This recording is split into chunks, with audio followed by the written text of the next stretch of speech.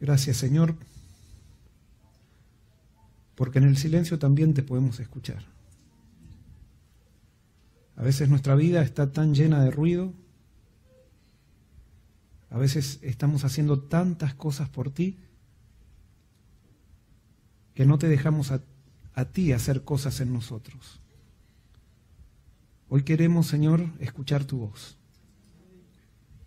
Queremos que al abrir tu palabra tú hagas una diferencia en nosotros. Nos humilles.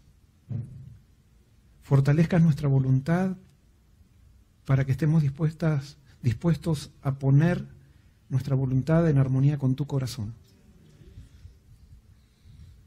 Señor, a veces escuchar tu palabra es difícil a nuestra naturaleza, pero queremos que el Espíritu venza en nosotros. Queremos ser cristianos espirituales. Gracias por contestar esta oración. Y te la pedimos, Señor, sin merecerlo y con la confianza que nos contestarás porque lo pedimos en el nombre de Jesús. Amén. Vamos a abrir nuestras Biblias en Hechos capítulo 4.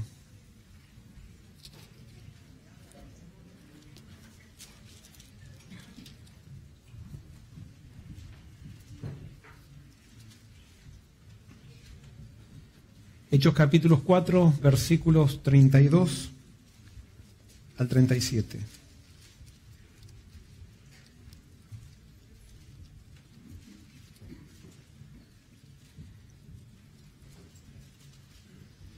Dice lo siguiente: la multitud de los que habían creído era de un corazón y un pensamiento, y ninguno decía ser suyo nada de lo que poseía, sino que tenían todas las cosas en común. Los apóstoles daban testimonio de la resurrección del Señor Jesús con gran poder, y todos disfrutaban de abundante gracia. Ningún necesitado había entre ellos, porque todos los que poseían heredades o casas las vendían y traían el precio de la venta. Lo ponían a los pies de los apóstoles y era repartido a cada uno según su necesidad. Así José, un levita de Chipre, a quien los apóstoles llamaron Bernabé, que significa hijo del consuelo, vendió una heredad que tenía, trajo el precio y lo puso a los pies de los apóstoles. Qué linda descripción de la Iglesia Apostólica. Una descripción en la cual se basan todos aquellos que hacen eclesiología para decir que ese es el modelo al cual todos debiéramos aspirar. Sin embargo, muchas veces cuando vemos la realidad de lo que pasa en las iglesias cristianas, vemos que hay una gran brecha entre esta realidad que ocurría en los hechos de los apóstoles o en la iglesia primitiva y la realidad que vivimos ahora. Yo estoy haciendo un sermón basado en el libro de Hechos, una serie de sermones basadas en el libro de Hechos cada sábado. Y le estoy proponiendo a la iglesia que realmente esto que vamos a estudiar no sea simplemente una teoría o una reflexión sobre la Biblia, sino que le pidamos a Dios que lo haga carne en nosotros y que se transforme en una experiencia en nosotros.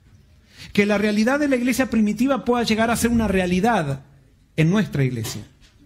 Y vemos que esto, que Lucas, que es el que escribe el libro de Hechos de los Apóstoles, no es algo aislado, porque en el capítulo 2 ya describía algo, prácticamente lo mismo que está describiendo ahora, lo describía como una realidad, y ahora lo repite en el capítulo 4.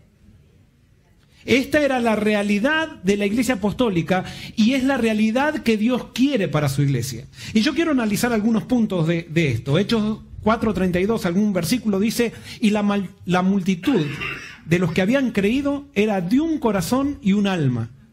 Y ninguno decía ser suyo propio nada de lo que poseía, sino que tenían todas las cosas en común. Tremendo. Ahora, en algunas versiones dice, cuando dice habían creído y eran de un corazón y un alma, dice no había entre ellos diferencia alguna. Imagínense, se habían convertido 3.000 personas en unos días, ahora cada vez estaban viniendo más conversos a la iglesia, sin embargo dice que no había entre ellos diferencia alguna. ¿Qué era lo que los unía? lo que los unía era una persona que hacía poquito se había ido, pero que había dejado una huella y había dejado un ejemplo. En esta iglesia apostólica, lo principal no era aprender doctrina, sino que lo principal era imitar a una persona. Y esa persona era Jesucristo. Las personas que eran parte de este movimiento que se estaba formando habían decidido vivir para Jesús y ser como Jesús. No solamente vivir, sino ser como Jesús. Ese es el corazón de la verdadera iglesia cristiana. Cuando sus miembros quieren ser como Jesús. Y cuando sus miembros quieren ser como Jesús, entonces entre los miembros no hay diferencia alguna. Ahora quiero leerles una cita para mostrarles qué es lo que hace diferencia en una iglesia. Por el orgullo espiritual, el deseo de dominar, el anhelo ambicioso de honores opuestos, la falta de dominio propio por satisfacer una pasión o el prejuicio, por la inestabilidad o falta de juicio, la iglesia puede ser perturbada y su paz sacrificada.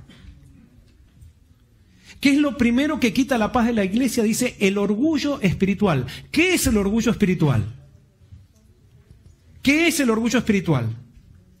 Es cuando por yo venir a la iglesia me siento superior a aquellos que no vienen. Es cuando yo, por seguir una práctica religiosa, me considero superior a aquel que no la sigue. Lastimosamente, uno de los reclamos que hacen los ateos es que dicen que no les gustan las iglesias porque los que van a las iglesias se creen superiores a ellos.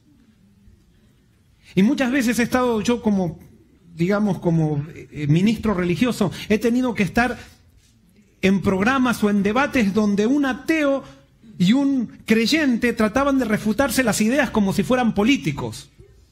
Y no tenía ningún problema con el ateo, pero sí me daba mucho problema con el creyente muchas veces, porque el creyente muchas veces trataba de rebajar al ateo. Y no tengo problema que un ateo quiera rebajar a un creyente, porque el ateo no sigue a Cristo. Por lo tanto, si él quiere rebajar a un creyente, está siendo coherente con lo que sigue. Pero cuando un creyente quiere rebajar a un ateo, estamos en un gran problema, porque entonces se olvidó del centro de la religión, que es Jesucristo. Y si bien el ateo puede escupirnos, el ateo puede... Nunca nosotros estaríamos permitidos para tratarlo mal al ateo y hacerlo sentir como que es inferior a nosotros. Y una vez recuerdo, me hice amigo de un científico que era ateo, pero nos hicimos amigos. Y después de unos 6 meses de amistad me dice: Joel, yo te voy a decir algo que nunca se lo dije a nadie. Pero no es que yo no sea creyente en sí. ¿Sabes que muchas veces me he preguntado, porque él era astrónomo? Me dice, yo muchas veces digo, no puede ser que no haya algo que haya creado todo esto. Pero todos mis parientes que son religiosos son tan recalcitrantes conmigo. Me han insultado tanto que yo a propósito me hago más ateo para hacerles la contra. Es que saben que hay ateos sinceros. Y a esos ateos sinceros Dios nos los ha dejado. Pero lastimosamente hay muchos cristianos que no son sinceros. Que han confundido la religión con una tradición, que han confundido a su iglesia con una cultura, que van a la iglesia porque no saben vivir de otra manera, pero que no tienen una real experiencia con Jesús. Y por eso la gran diferencia que hizo la iglesia apostólica era porque todos querían parecerse a Jesús. Y sigue diciendo Hechos, y con gran poder los apóstoles daban testimonio de la resurrección del Señor Jesús, y abundante gracia era sobre ellos. Porque cuando yo quiero ser como Jesús, Dios lo que hace es responder a ese deseo que pone el Espíritu Santo en mi corazón de darme más gracia todavía. Y entonces el resultado de recibir esa gracia, dice, es así que no había entre ellos ningún necesitado. Impresionante, no había ningún necesitado entre ellos. Ahora quiero aquí hacer una aclaración. Toda persona que entraba al movimiento cristiano no entraba simplemente para decir voy a ir a la iglesia, sino que entraban para testificar de Cristo. La persona que estaba decidida a formar parte de este movimiento estaba dispuesta a trabajar por este movimiento, no a trabajar como una obligación, sino porque no podía vivir de otra manera. Entonces muchas personas, como este movimiento no era popular, este movimiento ya estaba siendo perseguido, muchas personas perdían el favor de sus familias por formar parte de este movimiento. Y al perder el favor de sus familias quedaban sin nada. Entonces la iglesia, al ver eso, decía, no podemos dejar a nuestros soldados sin lo que necesitan. No era que la iglesia se había transformado en una institución filantrópica, sino que era una iglesia que estaba comprometida con la misión. Y como estaba comprometida con la misión, no dejaba a nadie sin lo que necesitaba para hacer la misión. No sé si se entiende la diferencia. Porque a veces se piensa que las iglesias me tienen que ayudar porque es una iglesia. La iglesia tiene que ayudar a todos, pero no puede dejar en necesidad a nadie que está cumpliendo la misión. Y eso era lo que pasaba. Ahora, a mí lo que me gustaba era que, dice en el versículo 34, dice, así que no había entre ellos ningún necesitado, porque todos los que poseían heredades o casas las vendían y traían el precio de lo vendido y lo ponían a los pies de los apóstoles y se repartía a cada uno según su necesidad. Es más, nosotros muchas veces en las iglesias ahora actuales decimos, se rompió la canilla o el grifo, necesitamos poner plata para arreglarlo. Se rompió la luz, vamos a poner plata para que arregle la luz. Ponemos nuestra plata en cosas materiales, pero muchas veces la gente está pasando por necesidad y no estamos dispuestos a poner plata en la gente. En esa época no había iglesias, no había templos, no había ninguna estructura material, no había ningún sistema, ningún edificio, ninguna universidad. Y lo único que había era gente. Entonces la plata se ponía en la gente. El gran problema con las iglesias es que cuando empezamos a crecer, la estructura se hace más importante que la gente que soporta la estructura. Y empezamos a poner la plata en la estructura y no en la gente. Y entonces cuando hacemos eso, perdemos el dinamismo de la iglesia apostólica. La estructura siempre tiene que estar en favor de la gente y no la gente en favor de la estructura. Pero vuelvo a repetir, cuando la estructura crece, se invierte la pirámide muchas veces y empezamos todos a trabajar para mantener la estructura, cuando la estructura tendría que ser un medio de servicio para mantener a la gente. No mantenerla en el sentido de darle de comer, pero para favorecer a la gente. Y eso era lo que pasaba.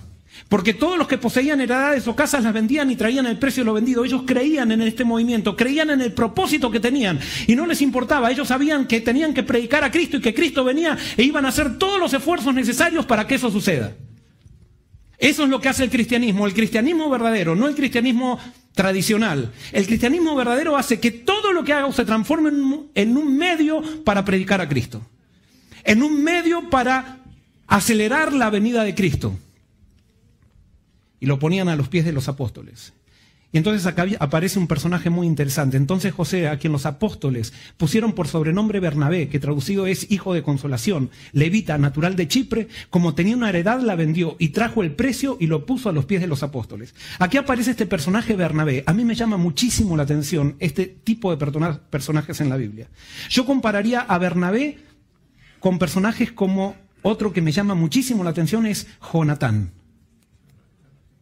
Son personas que no están en el centro de la escena, pero que gracias a ellos hubo personas que llegaron a estar en el centro de la escena. Personas que no estaban tan preocupadas en sí mismas, sino que estaban preocupadas simplemente en hacer la misión que Dios les había encomendado, sea de primeros, de segundos, de terceros o de últimos. Su felicidad no estaba en sobresalir, sino que su felicidad estaba en servir. Y eso es lo que hace el Espíritu. Eso es lo que hace el Espíritu en los discípulos verdaderos de Jesús.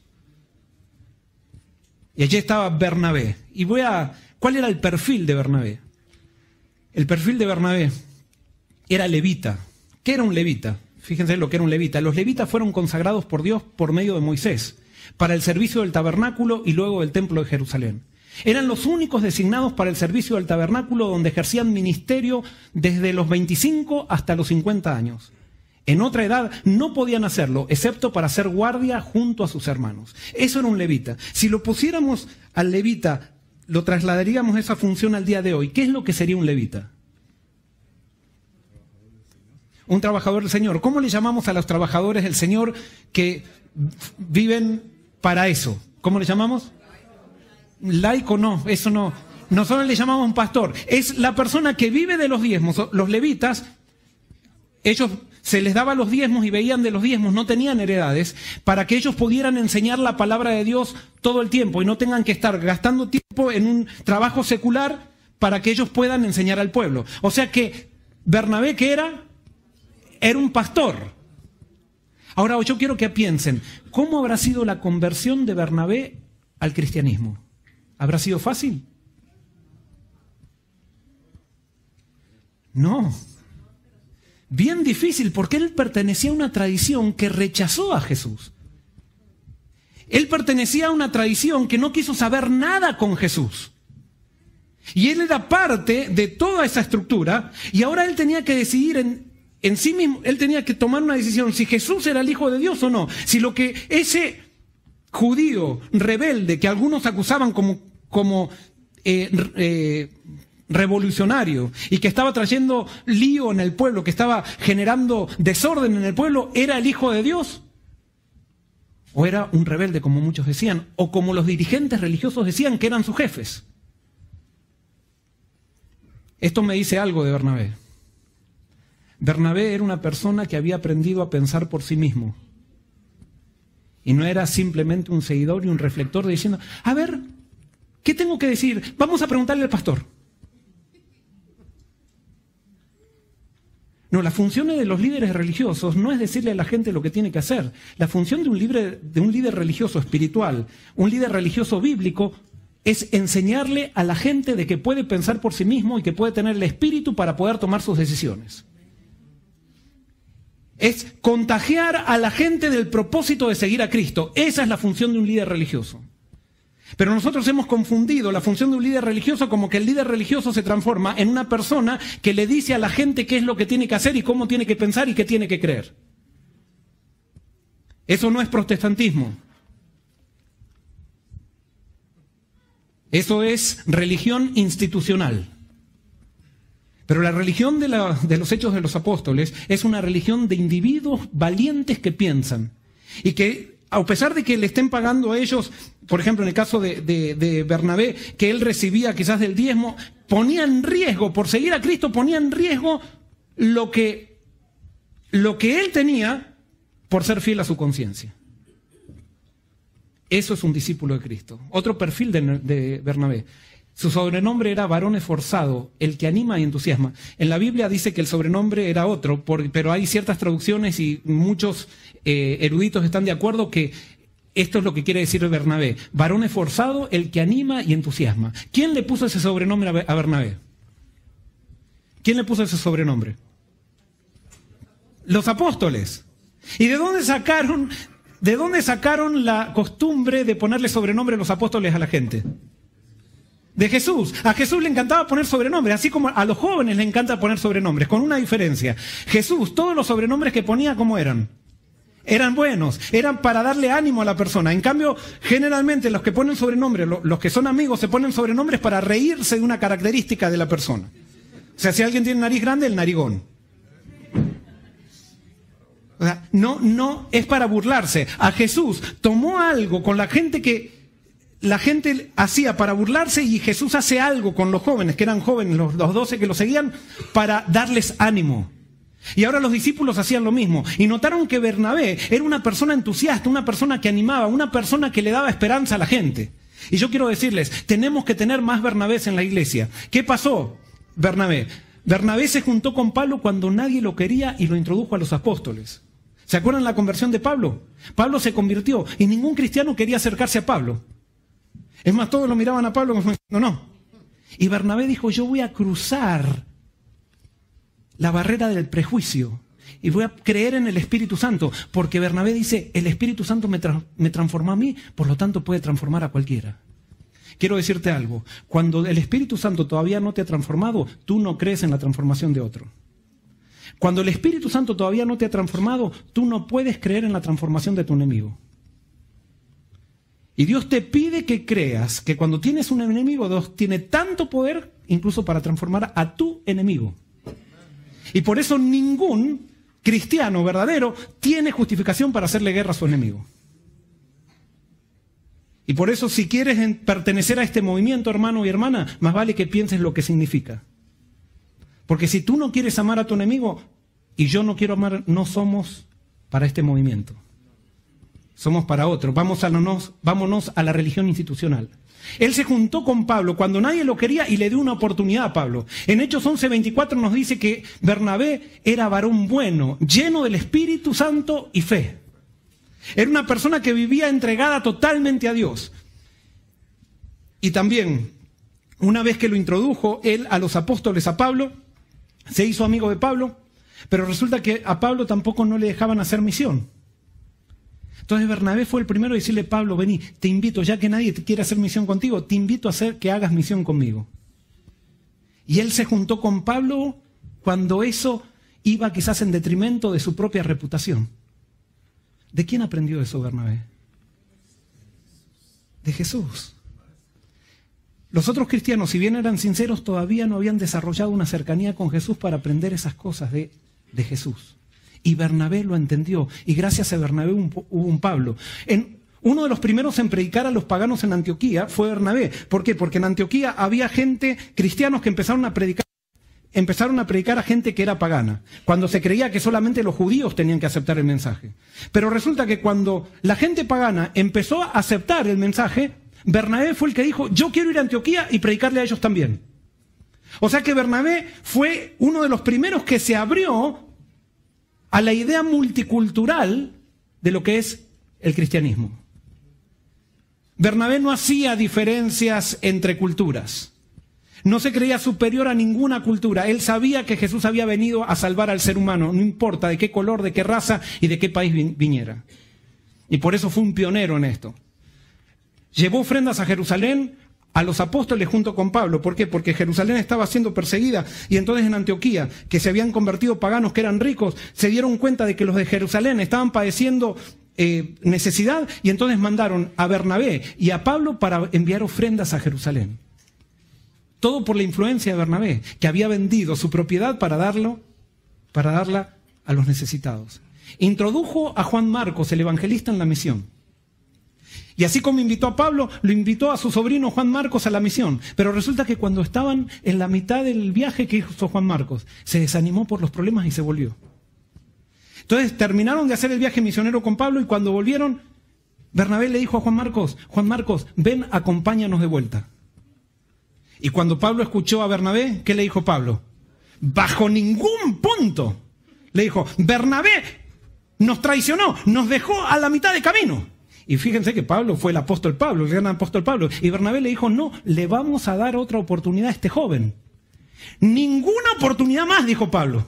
Ya la tuvo suficiente. Y la Biblia nos dice que tuvieron un altercado tan grande, Bernabé y Pablo, que se tuvieron que separar. Uno ir para un lado y otro. Y Bernabé le dijo: muy bien, ¿tú no quieres llevar a Marcos, Pablo? Yo me lo llevo. Porque Pablo quizás pensaba que iba a decir: no, elige entre Marcos y yo.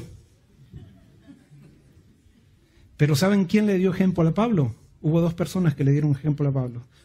Uno fue Esteban y otro fue Bernabé.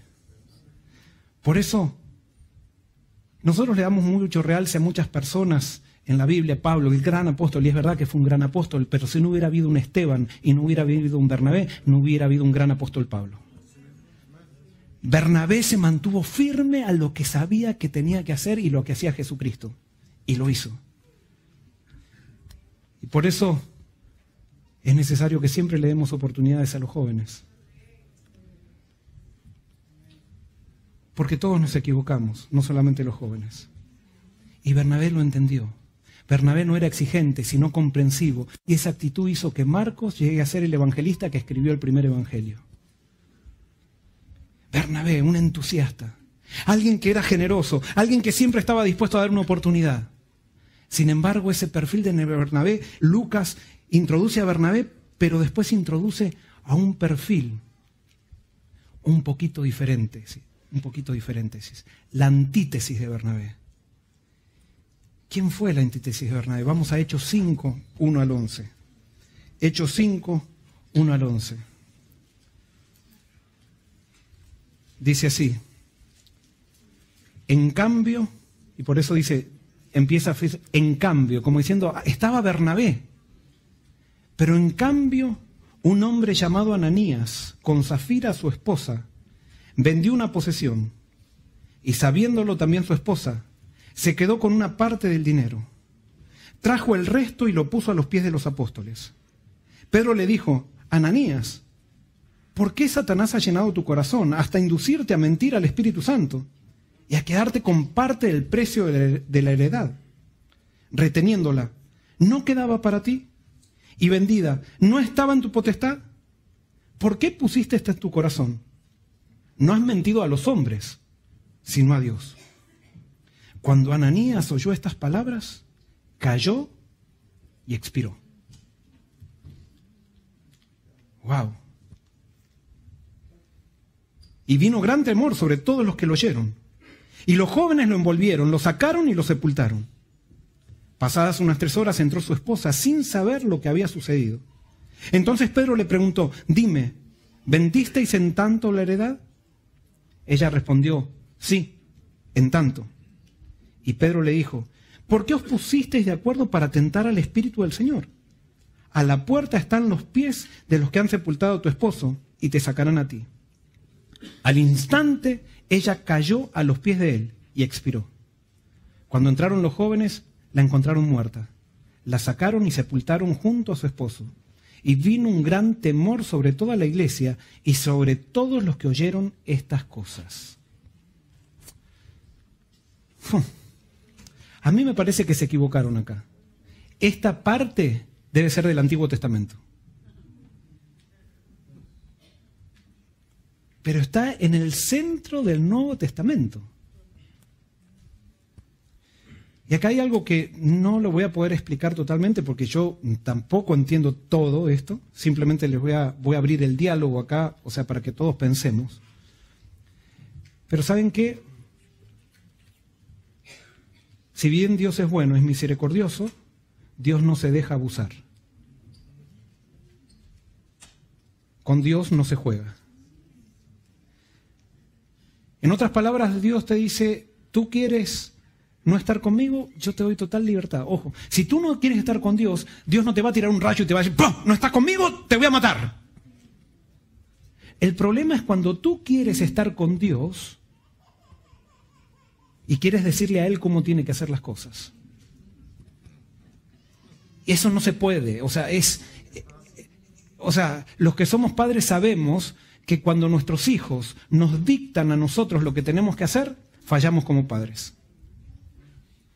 O sea, muchas veces nos equivocamos también con nuestros hijos, pero si un hijito de 3 años me dice a mi papá, yo no quiero que vayas a trabajar hoy.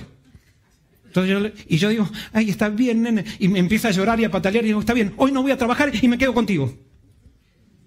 ¿Qué pensarían de ese padre? O sea, necesitaría un psicólogo. Es más, ese niño cuando crezca va a necesitar un psicólogo también. Porque alguien que crece sin estructura, alguien que crece aprendiendo a abusar o a manipular, va a ser un abusador y un manipulador. Pero resulta que cuando Dios se presenta como alguien firme, no alguien malo, porque acá no dice, y Dios con ira lo hizo expirar. Simplemente Dios lo que hizo fue quitarle el regalo de la vida. Si yo, por ejemplo, como Ramón, un gusto, Ramón, es la primera vez que te veo, pero gloria a Dios que estás aquí sentado y bienvenido. Soy diácono de Los Ángeles de la iglesia de Way Memorial. ¿Sos diácono de Los Ángeles? Ah, yo creía de Los Ángeles en el cielo, entonces estábamos asustados ya. Pero muy bien. Si yo a Ramón le doy este reloj y le digo, Ramón, por favor, te presto, y él me lo pide, ¿no? Y yo le digo, te presto mi reloj. Te lo voy a prestar 1 año, cuídamelo. Entonces él agarra y se lo pone. Y resulta que vengo un día aquí y entro y está Ramón, Pedro, lo voy a usar a Pedro que está ahí. Y está Ramón y dice, Pedro. Y entonces agarra a Ramón y lo tira y le pega una patada al reloj. Y entonces y lo tiran al piso y empiezan a jugar al fútbol con el reloj. Díganme, ¿yo no tengo derecho a quitarle el reloj porque se lo presté? Simplemente porque no lo cuidó. ¿Sería injusto que se lo quite? Cuando nosotros nacemos, ninguno tiene derecho a nacer. Pero Dios nos da el regalo de la vida. Entonces Dios nos dice, usa la vida como quieras. Pero si quieres estar conmigo, yo lo único que te pido es que para que crezcas en la vida, que aceptes mis pautas. Si yo quiero acercarme a Dios y no quiero seguir las pautas de Dios, Él me puede quitar la vida con todo su derecho y no es injusto, ni malo, ni nada. Simplemente me está quitando el regalo que yo no me merecía. ¿Se entiende? Pero a veces queremos que Dios sea un bonachón, que no tiene forma, que no tiene carácter, que se puede manipular por una hormiguita llamada ser humano orgullosa que le dice a Dios, Dios, yo quiero que tú seas a mi imagen. Cuando Dios me dice, no, tú tienes un problema que perdiste mi imagen y yo quiero que tú seas a la mía. ¿Aceptas o no aceptas? Eso fue una de las cosas que pasó con Ananías y Zafira. Y quiero decirles cómo llegaron Ananías y Zafira al movimiento cristiano. Y fíjense lo que dice el Espíritu de Profecía. Habían estado presentes con otros creyentes cuando después que los apóstoles hubieron orado, el lugar en que estaban congregados tembló. Y todos fueron llenos del Espíritu Santo. Todos los presentes habían sentido una profunda convicción y bajo la influencia directa del Espíritu de Dios, Ananías y Zafira habían hecho una promesa de dar al Señor el importe de la venta de cierta propiedad. Más tarde, Ananías y Zafira agraviaron al Espíritu Santo, cediendo a sentimientos de codicia. Empezaron a lamentar su promesa y pronto perdieron la dulce influencia de la bendición que había encendido sus corazones con el deseo de hacer grandes cosas en favor de la causa de Cristo. O sea, ellos estuvieron cuando se derramó el Espíritu Santo. Ellos recibieron el Espíritu Santo. Y no fue que los apóstoles dijeron, desde ahora, en esta iglesia, todos venden sus heredades y las traen acá a nuestros pies. No, simplemente había necesidad y hubo una persona que dijo, yo vendo mi finca, yo vengo. Y vino Bernabé, que parece que fue un ejemplo, y Bernabé dijo, yo vengo todo. Yo era un levita que no tenía heredad y ahora me doy cuenta que yo no quiero ninguna heredad. La única heredad que quiero es predicar el evangelio. Y por lo tanto traigo mi finca y la vendo y la pongo a los pies de Jesús. Y todos se pusieron muy contentos y entonces Ananías y Zafira dijeron, también nosotros queremos que la gente esté contenta con nosotros. Pero ellos, en un momento, sintieron la influencia del Espíritu, dieron una promesa que nadie los obligó, simplemente dijeron, vamos a avanzar. Pero como no dieron rápido lo que habían prometido, entonces comenzaron a dudar en el camino. Y cuando empezaron a dudar en el camino, comenzaron a sentir, a vaciarse del Espíritu que habían sido llenados. Y entonces sigue diciendo la cita, Ananías y Zafira pensaban que habían sido demasiados apresurados, que debían considerar nuevamente su decisión. Discutieron el asunto y decidieron no cumplir su voto. Notaron, sin embargo, que aquellos que se despojaban de sus posesiones a fin de suplir las necesidades de sus hermanos más pobres eran tenidos en alta estima entre los creyentes. Y sintiendo vergüenza de que sus hermanos supieran que sus almas egoístas les hacían dar de mala gana lo que habían dedicado solamente a Dios, decidieron deliberadamente vender la propiedad y pretender dar todo el producto al fondo general, cuando en realidad se guardarían una buena parte para sí mismos. Así se asegurarían el derecho de vivir del fondo común y al mismo tiempo ganarían alta estima entre sus hermanos. ¿Cuál fue el pecado de Ananías y Zafira? ¿Cuál fue el problema de Ananías y Zafira? Yo lo resumí en 3 problemas. El primero, fingieron dar todo cuando en realidad dieron parcialidades.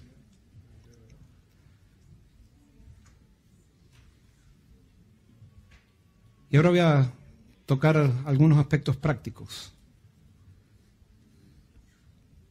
Y ahora voy a hablar a la iglesia local. Las visitas, perdonen, pero esta es una iglesia local y tengo que hablar con mis hermanos de iglesia de los cuales yo soy parte. Y esto, cuando denuncio algo, me denuncio a mí mismo. Pero muchas veces las iglesias están llenas de personas que fingen dar el 100% y no lo dan. Yo doy el diezmo, pero doy el 5% de mis ganancias. ¿Quién lo sabe que es el 5%? Nadie, porque nadie está controlando. Es más, yo con la tesorera no le pido quién da, quién no da, no me interesa saber. Porque sabes, si tú tienes que dar porque yo te estoy controlando, no me sirve de nada tu dinero. El único dinero que sirve en la iglesia de Dios es aquel que viene como resultado de los Bernabés que lo hacen voluntariamente. Y sean 2 centavos, pero que es el 100%, que significa la entrega del corazón, no hay diferencia con 5 millones de dólares. Porque a Dios no le interesa dinero, a Dios le interesan personas. Personas entregadas. Y las personas que están entregadas dan todo. La persona que tiene un cristianismo denominacional nomás dice, Señor, ¿cuánto? O mejor dicho, no dice Señor, pero dialoga consigo mismo y dice, Señor, ¿cuánto es lo menos que te puedo dar para poder ser parte? Y la cuestión es que Dios dice, no, yo te pido que des todo, que estés dispuesto a dar todo, no algo. Todo. Pero Señor, eso es mucho. El justo por la fe vivirá. Nadie te obliga, pero sí hay algo que sí tienes que saber. Si tú quieres ser parte de la iglesia apostólica, tienes que estar dispuesto o dispuesta a dar todo. Y es todo el corazón. Y cuando viene la misión, es dar todo para que la misión avance. No dicen, no hay dinero. No podemos hacer esto porque no hay dinero. ¿Dónde se ha visto eso en la iglesia apostólica? ¿Dónde se ha visto eso? No hay dinero, por eso no.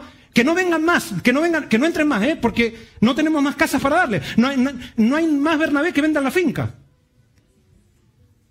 No, en la iglesia apostólica lo importante era la misión. Y ellos iban a seguir avanzando y no importa, Dios iba a proveer y Dios proveía.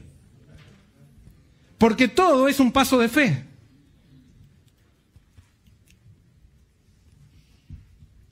Ananías y Zafira tuvieron el gran pecado que va a ser el pecado de los últimos tiempos, que lo define la Biblia en 2 de Timoteo capítulo 3, que lo define como el peor pecado, que es el pecado de la hipocresía. ¿Qué es la hipocresía? Es todo intento por representar algo que no es. Y yo me he dado cuenta muchas veces, los que se quejan en las iglesias, de los que no hacen mucho, hay gente que se vive quejando que este no hace, que no se da mucho dinero, y al final quizás son los que menos dan los que se quejan. ¿Por qué? Por el hecho de que con su queja quieren tapar su falta. El que critica mucho en la iglesia es aquel que tiene todas las faltas, entonces critica para que nadie descubra sus faltas. Y eso lo dijo Jesús, no lo digo yo. Dice, fariseo hipócrita, dice, cuelas el mosquito y tienes atragantado un camello en la garganta. O sea, cualquiera se traga un mosquito sin darse cuenta, pero un camello nadie se lo traga sin darse cuenta.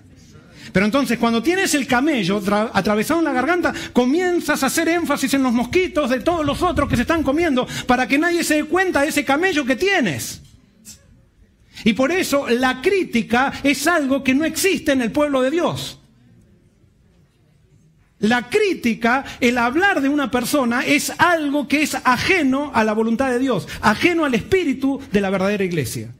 Es la hipocresía, es un intento por aparentar algo que no está de acuerdo a la esencia. ¿Y saben qué? Yo he notado que las iglesias cristianas, y yo conozco la iglesia adventista, pero las iglesias cristianas, en vez de ser un lugar donde venimos a solucionar nuestro problema de pecado, es un lugar que se transforma en la plataforma para tapar nuestros problemas de pecado. ¿Y saben cómo podemos saber que se está tapando pecado? Cuando hay crítica. En una iglesia bondadosa, en una iglesia amable, en una iglesia donde se ama, en esa iglesia posiblemente esté confesando sus pecados y avanzando hacia el ideal de Dios. Son personas que son Bernabés. Pero en las iglesias donde hay crítica, donde hay condena, donde estamos diciendo, yo soy el único acá que hace y nadie más hace, todas en esas iglesias donde existen ese tipo de personas, allí hay pecado. Y como hay pecado, hay hipocresía. Se utiliza la iglesia para tapar pecado. La hipocresía, en vez de reconocer los sentimientos interiores, se decide justificarlos y luego disimularlos. Por ejemplo, ¿cómo es tu nombre? Orlando. Yo lo veo Orlando, mucho gusto Orlando. Lo veo Orlando y supónganse que él va a dar, voy a usar un ejemplo pastoral que siempre utilizo, ¿no? Este ejemplo. Y viene él y predica un sermón muy lindo. Y él también estudió teología y todo eso. Entonces, a mí me surge la envidia. Porque yo también predico. Y la gente, como a David le decían, Saúl, vienen y me dicen a mí, pastor, usted predica muy bien, pero Orlando, por favor, póngalo todos los sábados. Entonces, yo tengo dos alternativas. Cuando me dicen eso, ¿me siento bien o me siento mal? ¿Por qué me siento mal? ¿Por qué? Porque soy ser humano pecador, porque es imposible que no me sienta mal. Alguien me dice, no, pero yo no me siento mal, pastor. No, mentira, eres peor, eres un mentiroso entonces. O sea, nos sentimos mal, pero lo que hace el hipócrita, en vez de decir, Señor, en vez de ir a la confesión y decir, Señor, me estoy sintiendo envidioso porque Orlando está predicando mejor que yo, y es verdad, predica mejor que yo. Y la gente está más contenta con él. Y decirle, Señor, te confieso, hazme como Juan el Bautista, que crezcas tú en mí y que yo disminuya. En vez de ir y confesar, lo que hacemos es decir, no. Claro, él le predica cosas, ¿de qué les habla? De psicología a la gente, y por eso la gente lo sigue. Él le habla puro de gracia, gracia, gracia, y todo el mundo lo sigue. Pero la cuestión es predicar la verdad presente. Y entonces, utilizamos un montón de argumentos para no confesar mi sentimiento de envidia. No sé si me explico. Y entonces eso nos termina haciendo hipócritas, porque nos terminamos creyendo eso. Es necesario que reconozcamos lo que dice la Biblia, no hay justo ni aun uno, comenzando por mí. Y eso nos va a llevar continuamente a cuidarnos de nosotros mismos, que somos nuestro principal enemigo. ¿Cuál era el otro problema? Y ahora quiero decir esto que es muy importante. Dios juzga los motivos de las personas más que su conducta. El carácter de los actos es más importante que los actos en sí. Cuando Ananías y Zafira estaban dando la ofrenda, toda la gente decía, wow, y quizás era mucho lo que estaba diciendo, qué bueno que están dando una ofrenda. Pero a Dios no le interesa lo que das, sino le interesa por qué das. ¿Y sabes qué? A Dios no le interesa que cantes. A Dios le interesa por qué cantas. A Dios no le interesa que predique, sino le interesa por qué predico. Y es necesario que reconozcamos, hermanos, que somos todos gusanos pecadores, que valemos mucho para Dios, pero que somos muy pecadores. Y por lo tanto no podemos tener seguridad, ninguna seguridad en nosotros mismos. Esto una vez, ojo, yo, soy y no lo estoy diciendo, ahora lo tengo que decir por principio, porque sé que es lo que hay que decir, pero soy el principal pecador. Pero cuando estaba estudiando teología, estaba colportando en un lugar, iba a una iglesia, que era una iglesia importante en una ciudad, y yo siempre me iba preparado con la escuela sabática o con un sermón por si me tocaba predicar. Y resulta que nunca me daban la más mínima parte. Pero dije, yo voy a seguir. Entonces un día, a esa iglesia justo, yo se venía siempre preparado, justo llegó una delegación de otro país, de gente muy importante, y estaban improvisando todo, y entonces se dieron cuenta que no había nadie que dé la lección en conjunto, y, nadie quería pasar papelón. Entonces, bueno, dijeron, que pase papelón que nadie lo conoce y eso. Entonces me dijeron, ¿vos darías la lección?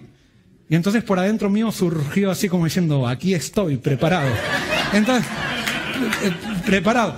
Y como habían venido incluso pastores importantes, yo estaba estudiando teología y todo eso, cuando me dijeron, pero por supuesto, entonces y por adentro mío yo decía, bueno, ¿quién está? A ver, y entonces me empezaron a contar quién estaba, y yo por adentro decía, voy a hacer la lección de escuela sabática más. Y en ese momento que estaba diciendo todo eso, el Espíritu Santo me empezó a decir, ¿por qué, Joel? ¿Por qué estás dando la lección? ¿Por qué te preparás todos los sábados? ¿Es para levantar a Cristo? Y les hago una pregunta, ¿era para levantar a Cristo? ¿Era para qué? Para levantarme a mí mismo, para ponerme en el centro. Esa es la miseria del ser humano. A Dios no le interesa lo que haces, le interesa por qué lo haces. ¿Y sabes qué? Contestar la pregunta del por qué es muy incómodo. Y a veces, queremos en la iglesia estar haciendo cosas para el Señor. Blancos de bautismo, programa para esto, feria de la salud, pero no nos detenemos a preguntar por qué. Ahora, ¿qué vamos a hacer entonces?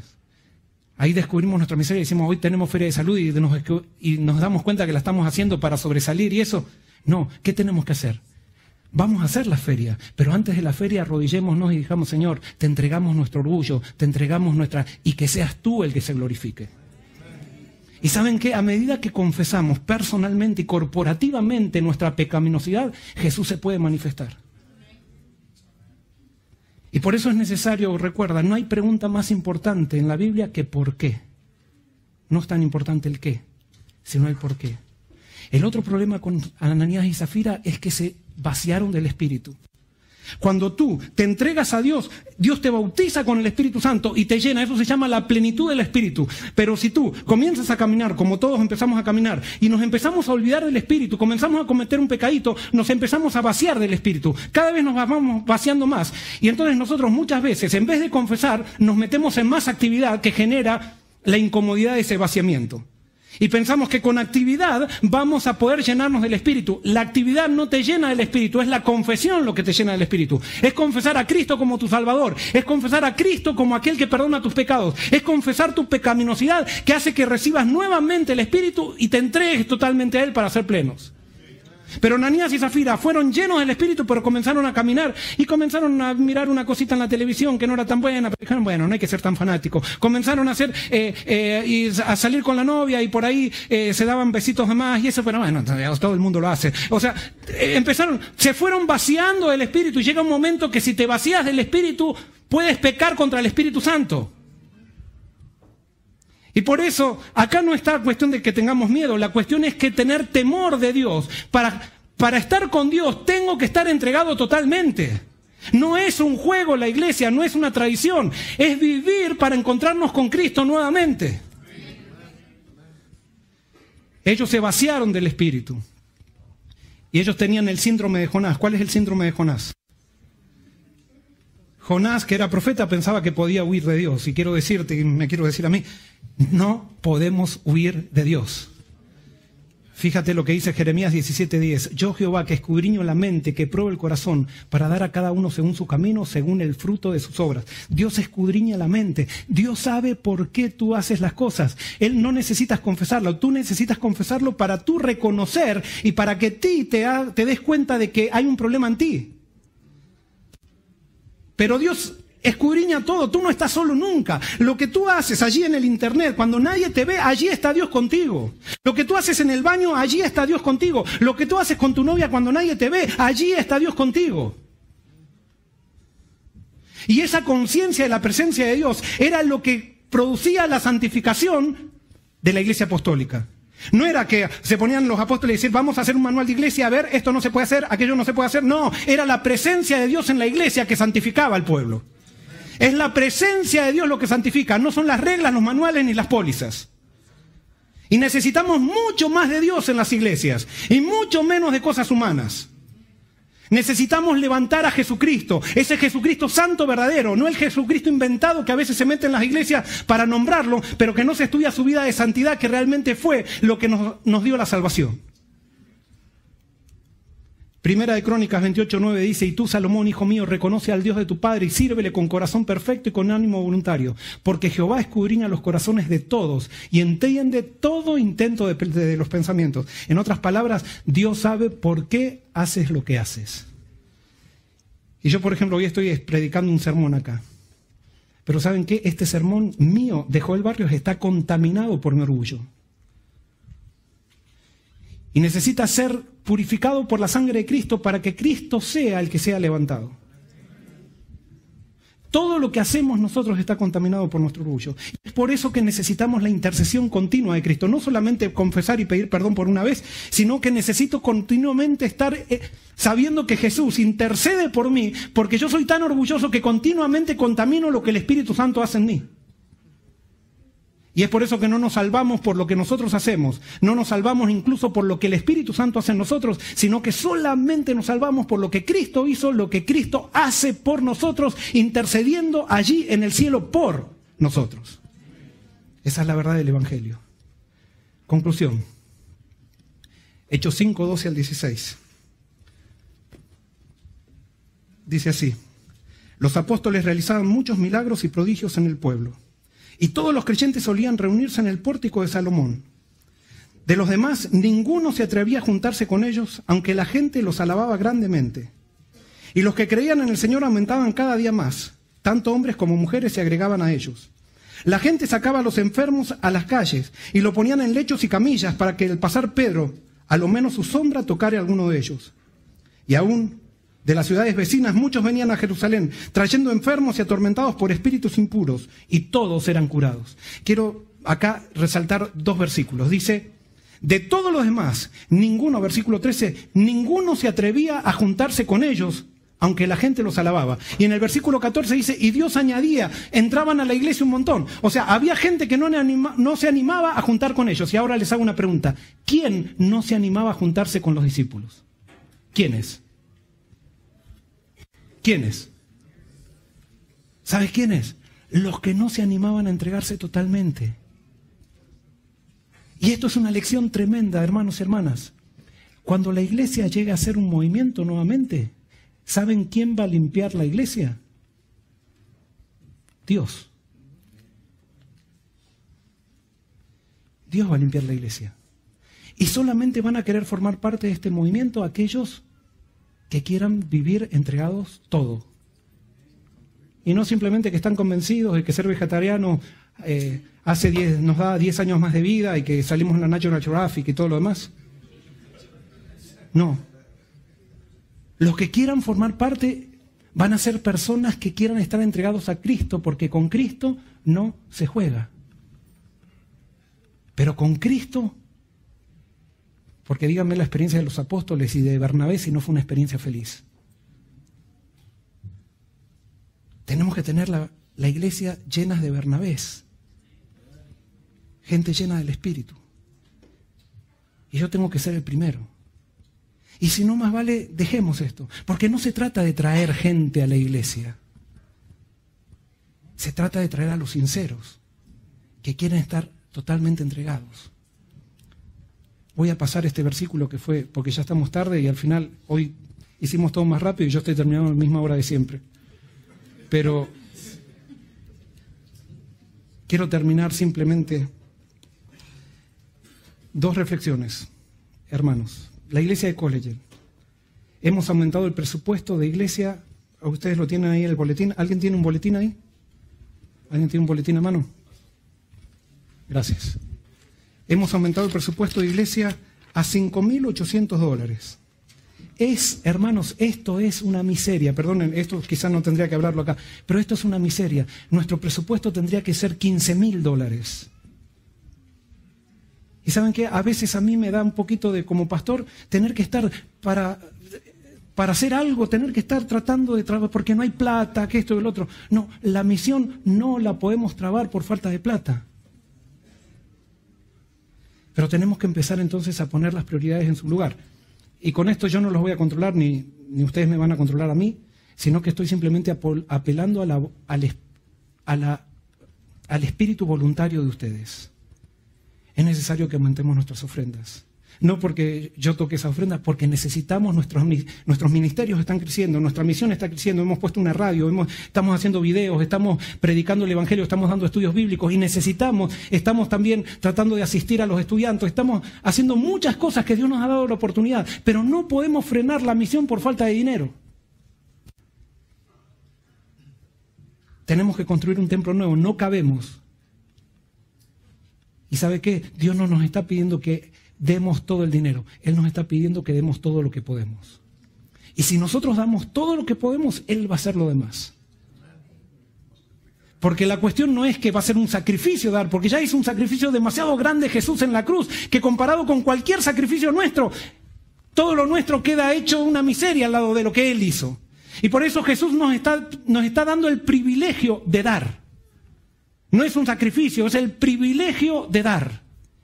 Y es el privilegio de avanzar por fe, a pesar de que no veamos cómo Dios va a hacer las cosas. Pero primero tiene que haber una entrega de nuestra parte. A mí me gustaría que dentro de poco nuestro presupuesto lo podamos subir por lo menos a $10.000 o a $12.000. No dentro de mucho, dentro de poco. Pero simplemente hemos analizado cómo está dando la iglesia y simplemente hicimos un esfuercito, 5.800 pusimos con la Junta de Finanzas. ¿Será que estamos dispuestos, hermanos? Y perdonen las visitas que estoy tocando temas tan locales. Pero estamos dispuestos, hermanos. En el nombre de Jesucristo te hago la invitación. Y ahora simplemente quiero terminar con una historia que una vez la conté en un campamento de conquistadores. Había un pueblo de Francia que había cumplido 1000 años de haber sido fundado. Entonces iba a cumplir 1000 años. Y entonces se reunieron los alcaldes, los directivos de la ciudad y decían, ¿qué vamos a hacer para celebrar los 1000 años? Tenemos que hacer algo que es significativo, algo que marque un antes y un después, algo que sea una resemblanza de nuestra historia. Y entonces se reunieron y empezaron a ver, el alcalde dijo, den ideas, a ver qué podemos hacer. Entonces uno dijo, ¿por qué no hacemos un arco de triunfo? No, dijeron todos, no, eso ya está, por todos lados hay arcos de triunfo, no, eso no. Otro dijo, ¿por qué no hacemos un obelisco? No, otro con lo mismo, el obelisco hay por todos lados. Entonces empezaron a tirar ideas, y entonces hubo alguien, parece un poquito más, no sé, más despierto. Y entonces dicen, miren, les hago una pregunta, ¿por qué se caracteriza nuestro pueblo? ¿A qué se dedica la mayoría de la gente? Entonces dice, bueno, somos todos... Ay, ¿cómo es la palabra?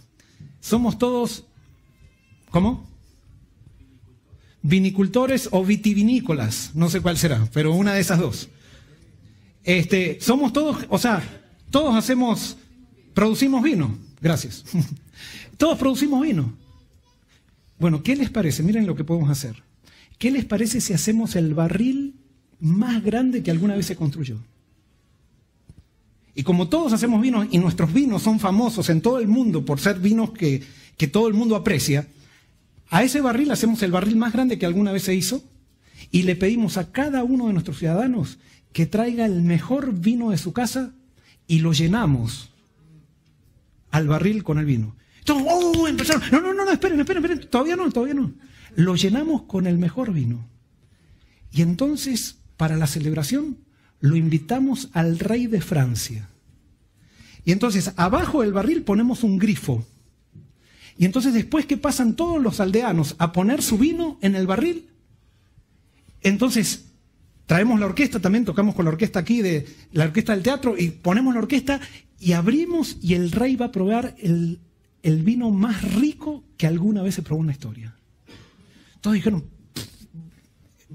Entonces se puso un poco envidioso el alcalde porque ya todos estaban pensando que ese iba a ser el próximo alcalde, pero dice, está bien, al final yo voy a dar las palabras, dijo, o sea, no se hagan problema, vamos a hacer eso. Y entonces empezaron a hacer los planos, empezaron a construir, y entonces pasaron una proclama por toda la aldea diciendo todo, el día tanto, supongan ser el 22 de mayo, todo el mundo tiene que traer el mejor vino para darle a tomar al rey de Francia el mejor vino que alguna vez se tomó en la historia. Y todo el pueblo estaba entusiasmado. Pero resulta que estaba, ¿cómo le podemos llamar? Un nombre francés. No conozco mucho de Francia, pero... ¿Cómo? Pierre, muy bien. Estaba Pierre Pérez. No. Era un inmigrante. Estaba Pierre ahí y entonces le cuenta a la esposa le dice, qué lindo va a ser el 22 de mayo. Dice, sí, querida, así que voy a ir a la bodega para ver cuál es nuestro mejor vino, el más añejo. Muy bien, entonces baja a la bodega y cuando toma el vino más añejo, ahí dice, yo este vino lo estaba reservando para, ¿quién lo va a tomar al final este vino? O sea, todo el mundo. Y yo que lo estaba reservando para que nosotros con la familia, con los abuelitos, cuando cumpla el abuelo 100 años, lo vamos a perder. Entonces dijo, no. Y entonces vio que tenía otro vino acá que no era tan añejo. Dijo, este no es tan bueno, pero ¿quién se va a dar cuenta? Y nadie sabe que este es que yo tengo un vino más añejo. Este me lo guardo para la familia. Entonces pasaron unos días y entonces cuando bajó de vuelta a la bodega y dijo, pero van a haber muchas visitas cuando nosotros hagamos la fiesta para el abuelo y eso. Y vamos a dar al final va a haber tanto, ¿quién se va a dar cuenta? Entonces agarró otro vino de menos calidad. Pero se fue acercando el 22 de mayo y entonces cuando estaba 2 días antes del 22 de mayo, dice, y al final, ¿quién se va a dar cuenta si pongo vino o no pongo vino? ¿Quién se va a dar cuenta? Yo voy a poner agua. Dice, total, porque el protocolo era así. Habían hecho una escalera para el barril, y entonces cada uno tenía que traer su vinito y tenía que ponerlo en el barril. Entonces yo dice, pongo un agua con un poco de colorante y se acabó. Pero no, dijo, ni colorante, si nadie se va a dar cuenta. La llevo en una bolsita, en un paquetito, nadie se va a dar cuenta. Cada uno va subiendo la escalera, en esa época no había cámaras de televisión ni nada, así que no era el riesgo no era tan grande. Entonces llegó el momento, entonces se reunió todo el pueblo, estaba el rey, vino el rey, todo el mundo estaba todo, la aldea estaba decorada, estaba la orquesta, y entonces se para el alcalde y dice, y ahora el rey que está con nosotros para celebrar los 1000 años de la ciudad. Él ahora va a tomar el mejor vino y vamos a sonar la orquesta, y al primer acorde de la orquesta, mientras la orquesta está tocando, cada aldeano va a poner su mejor vino en el barril. Y yo voy a ser el primero, dice el alcalde. Entonces empieza a sonar la orquesta y entonces empieza el alcalde a subir y va con su botellita y ponía... Y entonces estaba Pierre, estaba ahí Pierre Pérez, dice, espero que no se den cuenta que soy un inmigrante. Entonces dice, yo voy a... Y él, pero por adentro Pierre decía, cuando después me reúna con mis amigos que pasen 10 años, le cuente esto, voy a ser famoso. Voy a ser famoso. Entonces estaba subiendo y bueno, iban con un poquito de nervios y entonces sonaba la orquesta, y entonces agarra, saca del paquetito, se agacha y pone el vino, o sea, pone el agua que pretendía ser vino, y dice, y salió y dijo, ya está. Y ahora sí sentía que era el hombre más vivo del mundo, o sea, el que la había, en Argentina se dice, había jorobado a todos. Entonces, ¿cómo? Engañado a todos. Pero sí, jorobado es un poquito más, quiere decir como que me aproveché de la gente. Entonces, bueno, ahora dice, muy bien, se para el alcalde y dice, ahora le vamos a pedir al rey que pase. Y cuando ahora sí suene la orquesta, se va a abrir el grifo y el rey de Francia va a probar el vino francés más rico de la historia. Y entonces suena la orquesta, la persona encargada abre el grifo y sale el agua más pura que alguna vez existió. ¿Qué había pasado?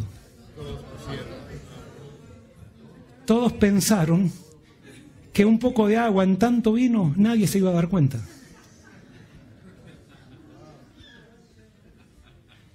Yo te hago una pregunta.